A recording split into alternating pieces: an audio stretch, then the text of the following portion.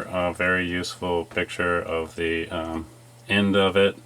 It shows the two ridge boards, the two 1x6 ridge boards. I'm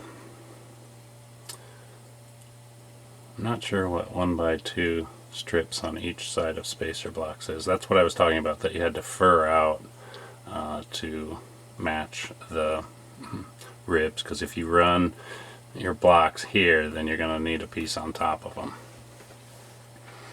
Okay, in this plan, it has openings for fans to the sides of the doors.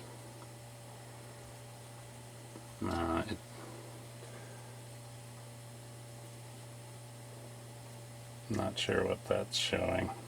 Maybe that's the overlap of the post that came up was 1 foot 10 inches, and you had 2 inches on top of that, maybe to run a sill of some kind.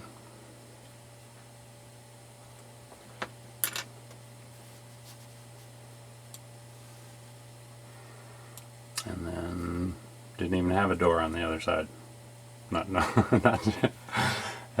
you can adhere an interior plastic lining, which I guess they're suggesting in this plan. It shows the film covering just going from side to side and being buried in a ditch, both in the inside and the outside. I'm not sure how you do that on the inside, but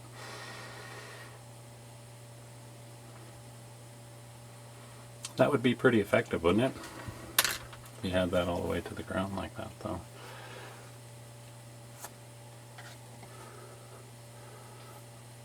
Okay, this is actually the very first part of the instructions, and it talks about the benefits of why they wanted to make it clear span with no posts to ground, adequate headroom, ease of applying plastic covering, withstood snow, hail, sleet, and winds in excess of 70 miles per hour.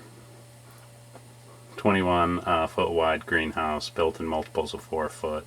Lengths can be up to 100 feet long. And I'll just let you read the rest of that yourself.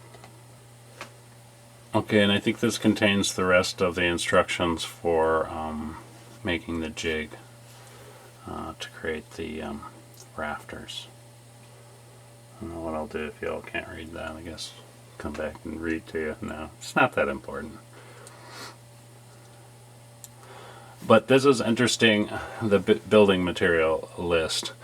They say you need a 20 by 100 foot roll of plastic, but I would say you'd want to cover both sides of the greenhouse at once, which probably means a very wide roll. It calls for posts. It talks about framing for the ends. It talks about strips, which are the two lath pieces. No, that's for the pieces to fur out in between the ribs. Optional siding. Okay, for the rafters, 88 pieces. This is for the 40 foot version. 1/2 inch by 2 inch by 18 foot rib strips. Okay, I don't think that's exactly right. I think you want to run those long. I think they need to be at least 18 feet 6 inches.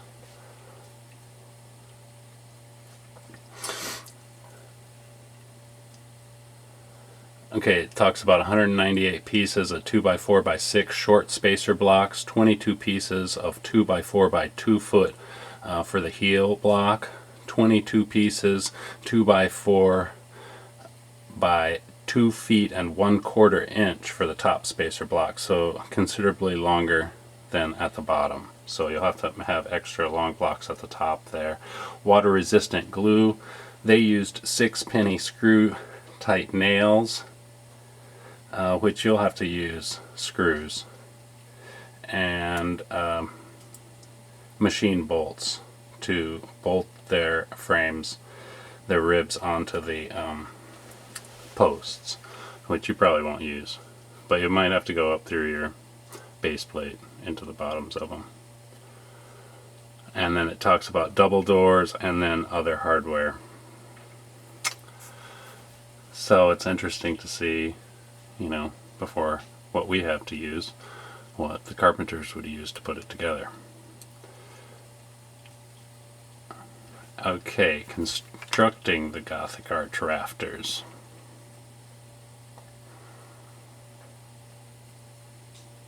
Okay, so the first part must have been talking about how to put them together.